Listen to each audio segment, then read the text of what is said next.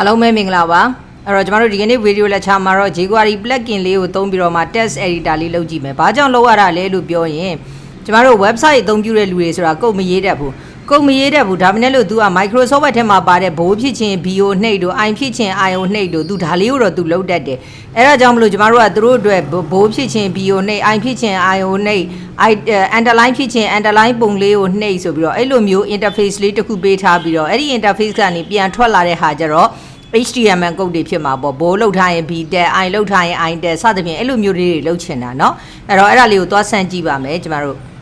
အဲ့တော့အဲ့ဒီဥစ္စာလေးကိုသွားဆန်းကြည့်ဖို့ရာအတွက်ဆိုရင်ကျမတို့ JQuery เนาะ JQuery text editor ပေါ့ plugin ရိုက်ချလိုက်မယ်ဒီမှာဒီထဲကိုရောက်မယ်เนาะ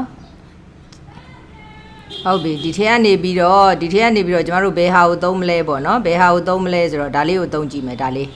เนาะဒါလေးကိုသုံးကြည့်မယ်ကဲအဲ့ထဲကိုဝင်လိုက်မယ်အဲ့ထဲကိုဝင်လိုက်တော့သူ့အတွက်လိုအပ်တဲ့သူကဒီမှာဒီကောင်ကိုသုံးညင်နေဆိုလို့ရှိရင် font option ကိုလည်းချိန်ရမယ်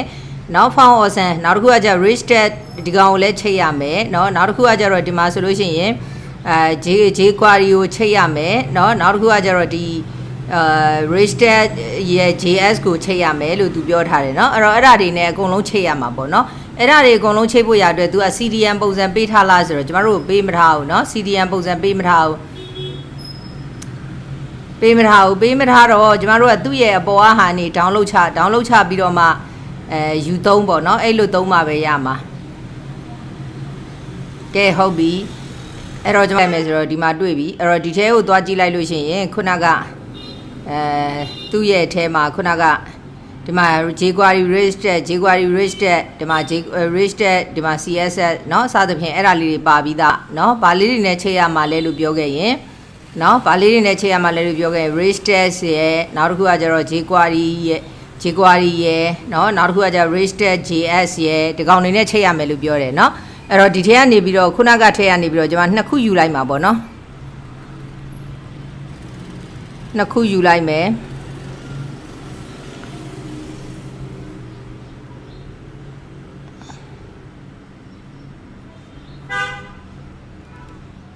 အဲ့တော့ဒီထဲမှာအရင်ဆုံးနှစ်ခုယူမယ်ဆိုတော့အရင်ဆုံးเนาะကျွန်မ project မဆောက်ရသေးဘူးပေါ့เนาะ text editor ဟုတ်ပြီဒီထဲမှာထုံးစံအတိုင်း index.html ပေါ့เนาะအဲ့တော့ဒီထဲကိုခုနဟာလေးတွေလာထည့်မှာเนาะခုနဟာလေးတွေလာထည့်မယ်ဆိုတော့ကျမတို့ဒီထဲကနေပြီးတော့ဒီ register JS ရဲ့เนาะဒီဟာလေးတွေလိုတာပေါ့เนาะအဲ့တော့ဒါလေးတွေအဲ့တော့ဒါလေးတွေကိုယူပြီးတဲ့အခါကျတော့ခဏလေးဆွဲတာက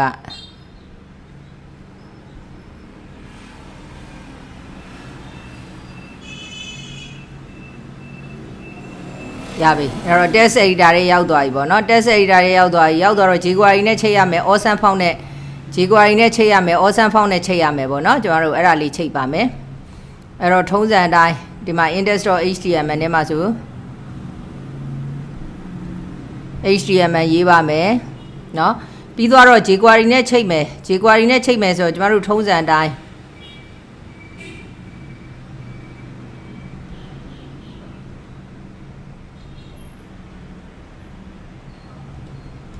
เนาะ JQuery ထဲကိုသွားမယ်ပြီးရင် JQuery ရဲ့ link ကိုယူမယ်ပြီးရင် awesome font CDN เนาะ internet ပေါ်မှာရှိတဲ့ကောင်ကိုလမ်းချိတ်ခြင်းရင် CDN အဲ့တော့ဒီထဲကနေပြီးတော့ download ထဲကနေပြီးတဲ့အခါကျတော့မှကျမတို့အောက်နှန်းလေးကိုသွားလိုက်လို့ရှိရင် Google CDN ဆိုပြီးရှိတယ်အဲ့ဒီထဲကနေပြီးတော့မှဒီ3ပေါ့เนาะ3လေးကို copy ကူးလိုက်မယ်အဲ့တော့ဒါကတော့ဗာနဲ့ချိတ်တာလဲဆိုရင်ဒါက JQuery နဲ့ချိတ်တာเนาะအဲ့တော့ JQuery နဲ့ချိတ်တဲ့ဥစ္စာလေးထည့်လိုက်ပါမယ် JQuery နဲ့ချိတ်တာပြီးသွားရင်ကျမတို့ awesome font နဲ့ချိတ်ရမယ်လို့ပြောတယ်အဲ့တော့ awesome font CDN လို့ရိုက်ရှာလိုက်တယ်ဒီထဲကိုဝင်လိုက်မယ်ပထမတစ်ခုတည်းကနေပြီးတော့ဒီအလဲကောင်းအကောင်လေးပေါ့နော်အလဲကောင်းအကောင်လေးယူလိုက်တယ်ဟုတ်ပြီအဲ့တော့အဲ့ဒီဟာကိုသွားထည့်လိုက်မယ်ဒီထိရသွားပါပြီဒီထိရသွားပြီးရင်ကျမတို့ဘယ်ကောင်တွေနဲ့ချိတ်ရမှာလဲเนาะအဲ့တော့ဘယ်ကောင်နဲ့ချိတ်ရမှာလဲလို့ပြောခဲ့ရင်ခုနသူ့ရဲ့ဥစ္စာကိုသွားကြည့်မယ်ဆိုရင်သူက register CSS ရဲ့နောက်တစ်ခုကကြတော့ဒီ JQuery register min.js ရဲ့เนาะအဲ့နှစ်ခုနဲ့ချိန်ခိုင်းတယ်ကဲအဲ့တော့သွားချိန်ပါမယ် အဲ့တော့ CSS နဲ့ချိန်မယ်ဆိုတော့ထုံးစံအတိုင်း link ပေါ့နော်အဲ့တော့ဘယ်ကောင်နဲ့ချိန်မှာလဲဆိုတော့ register.min.css ရပြီ JavaScript နဲ့ချိန်ချင်တော့ script ဟုတ်တယ်နော် script ထဲမှာကျမတို့ src ဘယ်ကောင်နဲ့ချိန်ချင်တာလဲဆိုတော့ JQuery min.js ဟုတ်ပြီဒီကောင်နဲ့ချိန်လိုက်တယ်အဲ့ဆိုရင် तू ချိန်ခိုင်းတဲ့ဟာတွေအားလုံးကျမတို့ချိန်လို့ပြီးသွားပြီเนาะချိန်လို့ပြီးသွားတော့ तू ဘာတွေစမ်းခိုင်းလဲကြည့်အောင်အဲ့တော့အဲ့ချိန်တာထိတော့ပြီးသွားပြီပြီးရင် तू ကဒီမှာ test area တစ်ခုစောက်လိုက်တဲ့เนาะအဲ့တော့ test area အဲ့ဒီ test area မှာ class ကို content လို့ပေးပေါ့နာမည်ကတော့ကိုယ့်ကိုကြိုက်တာပေးပေါ့เนาะအဲ့တော့ test area ဆိုတော့ကျွန်မ font ထဲမှာစောက် create လုပ်လိုက်မယ်เนาะအဲ့တော့ font ထဲမှာဘာတစ်ခုစောက်လိုက်မှာလဲဆိုရင် test area ပေါ့เนาะအဲ့တော့ test area ရဲ့နာမည်ကဆိုကြပါစို့data လို့ပဲပေးလိုက်မယ်เนาะအဲ့တော့ပြီးတော့သူ့ရဲ့ ID เนาะသူ့ရဲ့ ID ကိုတစ်ခုပေးရမှာပေါ့เนาะ data test editor ပေါ့ test editor လို့ပေးလိုက်တယ်ပေးလိုက်လို့ရှိရင်ကျမတို့က test editor ရေးပြီးသွားပြီဆိုရင်ဘာသွားလုပ်ရမှာလဲလို့ပြောခဲ့ရင်เนาะဒီမှာ class ကို तू က content ပေးခိုင်းတယ်เนาะ class ကို content လို့ပေးခဲ့ရင်အောက်မှာ content.rechtest လို့ရေးလိုက်ရင်ရပါပြီတဲ့เนาะ content.rechtest လို့ရေးလိုက်ရင်ရပြီတဲ့ကဲဟုတ်ပြီအဲ့တော့ကျမတို့က तू ပေးထားတဲ့ class name ပေါ့เนาะအဲ့တော့ तू က class name နဲ့ပေးထားတယ်ဆိုရင်ဒီမှာ dot ဖြစ်မှာပေါ့လေ id နဲ့ပေးထားတယ်ဆိုရင် hash ဖြစ်မှာပေါ့လေเนาะအဲ့တော့ဒီကောင်လေးသွားရေးပါမယ် rechtest ဟုတ်ပြီအဲ့ဒါဆိုလို့ရှိရင်ဒီအောက်မှာ JavaScript လေးနဲ့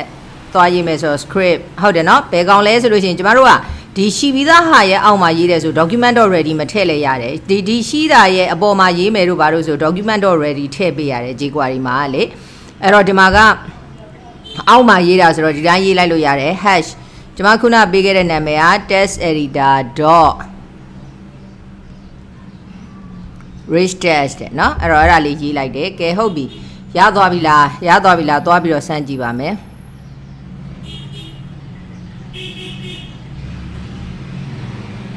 အဲ့တော့ तू ကမရသေးဘူး test editor ပုံပဲ तू ပြနေတယ်ပေါ့เนาะအဲ့တော့သူ့ရဲ့ CSS ထဲမှာကခုနက content ဆိုတာပေးထားတဲ့သဘောမှာရှိတယ်เนาะအဲ့တော့ဒီနေရာမှာ content အဲ့တော့ तू ကဘာလို့ဆို तू က CSS နဲ့ပါချိန်ခိုင်းထားတာ哦အဲ့တော့ကျမတို့ကသူ့ CSS နဲ့တူအောင်ပေးလိုက်မယ်เนาะအဲ့တော့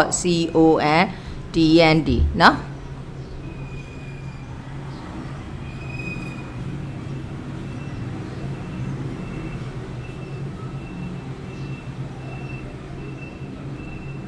ရသွားပြီဒီမှာပေါ်သွားပြီအဲ့တော့ပေါ်သွားတော့ကျမတို့ကဒီထဲမှာစာတွေရိုက်မယ်ဟော तू က italic လုပ်ချင် italic လုပ်မယ်အဲ့တော့အဲ့ဒီရဲ့ data တည်သွားတဲ့ပုံစံလေးကျမပြမယ်เนาะ data တည်သွားတဲ့ပုံစံလေးဆို data တည်ကျွန်တော်ကျမ font ဖွင့်တက်နဲ့ပိတ်တဲ့ဘယ်သူကိုလာမလဲဆို index.html ကိုပဲပြန်လာ method ကိုကျမ get နဲ့ခေါ်လိုက်တယ်ဘာလို့ဆို तू ဘာ data တည်သွားလဲဆိုတာသိစေချင်တော့အဲ့တော့ data တည်ခြင်းတယ်ဆိုရင်ကျမတို့သိတဲ့အတိုင်းပဲ input type ဘာကိုသုံးလဲ submit လေเนาะအဲ့ဒါဆိုလို့ရှိရင် submit button နဲ့ data တည်သွားမယ်ဟုတ်ပြီဒီမှာ refresh လုပ်ကြည့်လိုက်မယ်ရသွားပြီเนาะ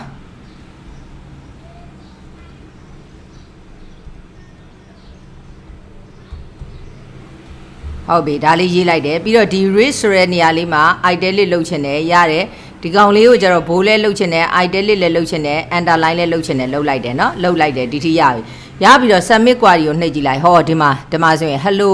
div လေးတစ်ခု create လုပ်ပေးသွားတယ် hello I am ဟော rich ကကျတော့ခုနကကျွန်မကစောင်းထားတာဖြစ်တဲ့အတွက်ဒီမှာဆိုရင် I tag ထဲမှာထည့်ပေးသွားတယ်ပြီးရင်ဒီနောက်ကဒီမှာ tag ဆိုတဲ့ဥစ္စာဒါတွေက space တွေเนาะ tag ဆိုတဲ့ဥစ္စာကကျတော့ italic လည်းလောက်ထားတယ် underline လည်းလောက်ထားတယ်ဘိုးလည်းလောက်ထားတယ်ဆိုတော့ b tag I tag u tag ဒီလိုပုံစံမျိုးလောက်သွားတာပေါ့เนาะအဲ့တော့ तू ကဒီလိုပုံစံမျိုးယူပေးသွားတာပေါ့เนาะကဲဟုတ်ပါပြီအဲ့ဆိုလို့ရှိရင်ကျမတို့ဒီ reach test လေးရဲ့အလုပ်ပုံလေးtest editor လေးရဲ့အလုပ်ပုံလေးရလိမ့်မယ်နဲ့တူပါတယ်เนาะအဲ့တော့ဘာဖြစ်လဲဆိုတော့ဒါကဘယ်သူတွေအတွက်အသုံးဝင်လဲဆိုတော့တကယ်အသုံးပြုမဲ့ website user တွေအတွက်အသုံးဝင်ပါတယ်ဘာလို့ဆို website user တွေဆိုတာကဒီ program HTML တို့ CSS တို့မရဘူးပေါ့နော်မရတဲ့အတွက်ကြောင့်မလို့ तू ကကြတော့ bold တို့ italic တို့သိတယ်အဲ့တော့ तू က bold တို့ italic လို့လုပ်လိုက်လို့ရှင် HTML code ကိုတပြိုင်တည်းထည့်ထုတ်ပြီး तू ပေါ်ခြင်းတဲ့ design တိုင်း website မှာပေါ်ပေးမယ်ဆိုတဲ့နေရာမှာဒါလေးကတော်တော်လေးအသုံးဝင်ပါတယ်เนาะ